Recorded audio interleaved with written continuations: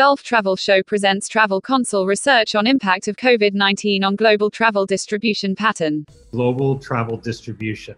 We went out to all our agencies around the world and asked them to talk to their trade partners, both retailers, wholesalers, and tour operators, and see what's happening right now. What's their finger on the pulse to see the reactions of what's happening. We were lucky enough to complete over 1,000 surveys from around the world. This was done in 20 major source markets using 11 different languages. And today I get to share some of that information.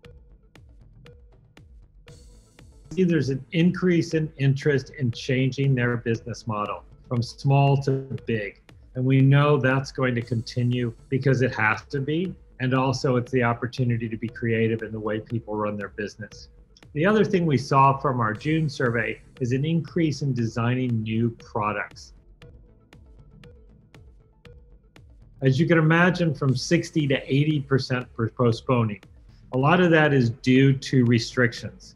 And at the same time, many were waiting to decide where to go. Areas like the Middle East waiting to decide, but not necessarily changing it. The other thing we saw was only a small percentage of those changing destinations. Those who had trips planned still want to go to the same destination. We did see a big range of difference between when the clients were deciding. As a matter of fact, in Europe, we saw a strong push that they were deciding in very short notice, and in other destinations, they were waiting to decide. This, and what you'll see later, is a need for flexibility, is a big push on, we'll see a shortening of a lot of the booking periods. Certification that the country is okay is the #1 priority. And that's quite significant. 3 out of 4 said this would be the client's biggest consideration. Right after that is the destination management of COVID in general, not just in travel. So it's important to get those stories out, not just what's happening in travel, but what the country is doing to deal with COVID. Interestingly, only 4 out of 10 came up with price as an element. When we asked, how is your job going to change?